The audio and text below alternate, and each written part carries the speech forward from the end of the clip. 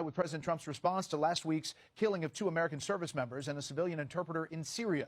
Secretary of War Pete Hegseth calls new airstrikes tonight in Syria a declaration of vengeance against ISIS terrorists. We have Fox team coverage on the breaking story. Trey Yingst is in Tel Aviv with reaction to the strikes, and Chief National Security Correspondent Jennifer Griffin starts us off with what we know here in Washington. Good evening, Jennifer. Good evening, Brett. A senior U.S. official tells Fox the U.S. military has struck more than 50 ISIS targets in the past 2 hours following the president's order to, quote, hit them hard after the killing of 3 Americans Saturday, 2 members of the Iowa National Guard and their civilian translator by a member of the Syrian security forces. U.S. Central Command launched a massive strike on dozens of ISIS targets in an operation called Operation Hawkeye Strike. Iowa is the Hawkeye state. The strikes took place at multiple locations across Syria. The targets include ISIS infrastructure and weapons storage sites. Pentagon Chief Pete Hegseth tweeted, quote, "This is not the beginning of a war. It is a declaration of vengeance. The United States of America under President Trump's leadership will never hesitate and never relent to defend our people." Sergeant William Nate Howard, 29, of Marshalltown, and Sergeant Edgar Torres Tovar, 25, of Des Moines,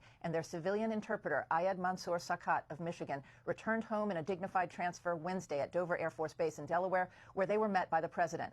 The December 13th attack, which took place while a senior U.S. military commander was meeting his Syrian counterparts near Palmyra in central Syria. Afterwards, Syrian security forces helped carry out 10 partnered operations across Syria that led to the death, we're told, or detainment of more than 24 ISIS-affiliated individuals. The U.S. provided support during those raids. Those raids, Brett, led to the confiscation of electronics and individual interviews that resulted in the intelligence used for this operation to locate potential targets. A CENTCOM review is ongoing into the exact affiliation of the Syrian gunman who joined the security forces just 2 months before. The gunman was in the process, Brett, of being removed from the Syrian military for suspected jihadist ties. Brett. Jen, more than 4 dozen targets. That's quite a lot, I mean, actually. That's a lot. It included airstrikes as well as artillery strikes.